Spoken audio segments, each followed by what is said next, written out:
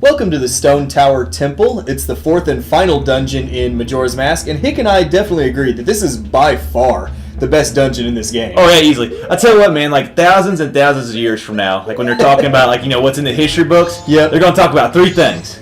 They're going to talk about Michael Jordan, Kate Upton, and the Stone Tower Temple. Oh my god. That's how awesome this place is. This is a great dungeon, and you know that we love a dungeon. Hick even considers this to be one of his top two. Oh yeah, two.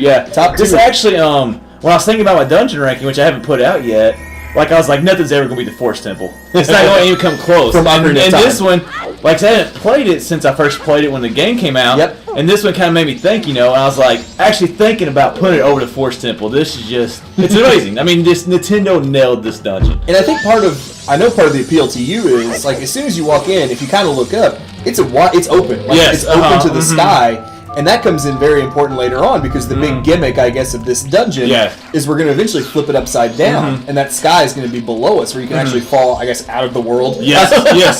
Yeah, you fall to the heavens or whatever, if that makes sense. And I know that you, Hick, are a huge fan of open definitely, areas like that. Well, it's also a theme, and then, that whole concept of flipping it upside down is something new at this time. Yes, it was. And then also something that we've not seen since, so it still stays unique to this day because of that reason. And just the theme is just awesome. Oh, you probably can't hear it over us yammering away, of course. Yeah, but, true. But the theme to this dungeon, it is amazing. We always hark on how themes do help make dungeons and how they fit dungeons, and they nailed this one, I thought. But I really like the build up too, like the whole canyon thing. Like that's also another thing that we really hadn't had in a Zelda game before, or really afterwards. So there's so many things like the whole canyon lead up to this, and just the dungeon. It's just it's unique and it still stands unique. One thing that does, thank goodness you don't have to do this too often. The elegy of do it quite a bit. Yeah, it was the elegy of emptiness. This song that we play here, that leaves a little statue, I guess, of you. Yeah, on that switches. Yeah, that. As you see right there, you gotta use the Goron because that's a bigger switch. Yeah, so you need a heavier person. It is pretty cool. I guess you can leave up to 3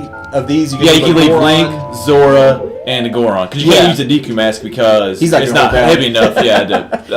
He'll go flying up in the air. Yeah. He does a little bit later. Yeah, that's true. But it is kind of neat. I guess they kind of borrowed this idea a little bit in the next game in the series, in the Wind Waker. We're using the command song to hold down other switches. Yeah, it's not the same concept. It's a tweaked version, of course.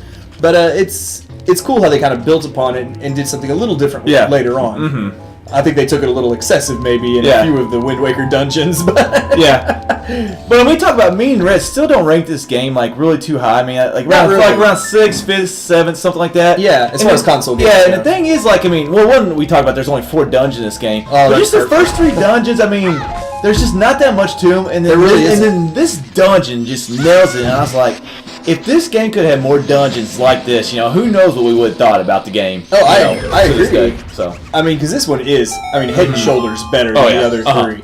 And you've heard us rail on a few of the other ones, but this one really stood out. Great Bay. Especially Great Bay. Don't get me started on that. Well, I also like the concept of I know it's not been possible, I guess, until Great Bay where we could use all the different mask forms. Yes, that's true. But this one, you use all the different mask forms. I was going to hit on that, certain areas, as different forms. Yeah, and I just really love that. It's well done. You can use the Goron to get across some of these lava areas. Later on, we'll use Zora, obviously, to do a little swimming. And we actually really use the Deku mask. Quite a bit. Get some fairies and some other stuff. So and just obviously every temple before this used that mask. Of course. That you got before, and then this one, it does a good job of bringing it all together in the very end. And it definitely helped to add to make this, by far, like you said, the best dungeon in the game. Man, this is a successive with these guys coming out. Well, I was trying to get them all together because I wanted to feel it's one blows up, and obviously you just gotta shield yourself. Yeah. But it didn't work out. What else? But I did I think it was the first or second one you hit, then you immediately just, instead of shielding, you Goron rolled away and escaped from him pretty quick. I thought that was a pretty sweet move, actually. Every once in a while they'll come out. But first then I realized you could just shield yourself. And you're but it was a good escape. Yeah. And how that bomb doesn't blow up in lava is beyond me. I know, right? The wick must have been out or something. I don't know. And how your little hat hasn't melted off yet either. Well, how the heck does this guy even walk through this stuff, though? Hey, he's Goron. What can you say? Well, the hat's on top, though. That's true. So I don't know about your shoes though. no, that's got to be made cloth too. So, but anyway, and dungeon map really. I mean, in the first 5 minutes, that's pretty early usually for dungeons. It is nice to get it. I feel like we load up on the treasures. Yeah, we do. We also get the compass in this first part. So. I feel like we get the dungeon items and treasures fairly early on, and then we have like several more videos where we're almost we're collecting fairies like every other stupid temple in this game. Yep. There's a lot of stuff that if you're not out to collect the fairies, you can definitely skip. Yeah. That we can dump the dungeons in 20 minutes if you don't collect fairies. I know. especially this one. A lot of the flipping of the dungeon is getting fairies later on. But, we'll get into that a little bit later, of course. There's no way. We collect all 15 fairies in this video series. Yeah. But there's no way I did it when I first played. Because some of these are just so... I mean, you would never even think about getting some of them. Exactly. And I think it's pretty cool, though, and it's kind of a pain on the one hand, but it's a fun concept on the other. Like where we hit switches... And treasure chests are going to appear on the ceiling. Yeah, upside down. And we can't get to them later on until we flip the dungeon. It's a cool concept. Yeah, I love it. It's a pain in the neck doing it, but it's fun. Yeah. It's a lot of times, like you feel like you got to backtrack and get some of those. And there's actually one. It's not right here, but when you go down to that tunnel right there. Yeah. Here we'll do in a little while. Yeah. There's a switch you got to hit. That's the 14th fairy. And I couldn't remember at the end of the dungeon if I did that one or not. No. So I was like sitting on 13 fairies, like, please God, tell me I hit that switch. Oh, that would suck so bad to have to go back and redo that. Yes, it would. And easy, like I just think, like if you just swim into that hand right there, he'll just throw you up. So I did that on purpose. That's the easy way to go. I don't even think he hurt you, did he? And then this right here was on. No, he doesn't hurt you. And this right here is on purpose too. I'm trying to stretch out my muscles right here a little bit before, because he doesn't want to cramp. They say after you eat. Now I'm not eating recently, but they say to stretch before you start swimming, and that's what I was doing right there. Hey, it's okay. Trust me. You just said I'm walking through this stupid hole. I'm not gonna swim through it. I mean, you saw me swimming around in Great Bay, Texas, so it's tough controls. It's a fun idea, fun concept. Tough controls. Well, he's such a good swimmer, is what makes it so difficult. That leads to a lot of that. Yes, that is true. But I mean, like we mentioned a few minutes ago, just the ability to use all your different masks. I mean, we're only 7 minutes into this dungeon, and we've already used all but the Deku. All but the Deku. Yeah, Deku. And we'd be using that here.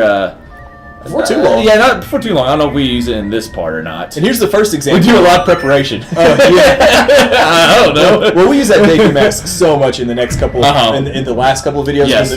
Because once we flip this dungeon, the sky's below us, so there's all these huge gaps everywhere that we have to fly across. So we definitely use it more later on. But that right there is the first example of us getting a treasure chest appearing on the ceiling. Yeah, upside down. And that's the 14th one I was talking about right there. That I could not remember at the end of the dungeon if I hit that switch or not, and thankfully I did. That's the 14th one. That tells you how long we're going to sit there and get that treasure chest. Well, you got to flip it upside down, and you got to flip it right side up, and so there's a lot. That's the one thing I do like, though. It's not really backtracking in this dungeon, which we hate, which I think everybody hates. Of course. But this one, there's flipping and a little bit of backtracking, but since you're flipping it and going after different things, it doesn't really feel like you're backtracking. It's almost like a new dungeon. Yeah. Once you flip it. Yes. That is true. Some of the rooms, of course, look familiar, but you're exploring. They're laid out differently because you're on the roof now. It's very true. It's like you're going through some of the same rooms, but it's different to you. It's new to you. And it's so nice to get the compass and the map this early on. Oh, yeah. Definitely. We rarely get them both in the first part of any of our videos. So just getting that mini map there in the bottom right with your little icon is fantastic. Oh, yeah. So you know which doors you went in and didn't go in, and which way not to go. But exactly. And that'll wrap up part 1 of the Stone Tower Temple.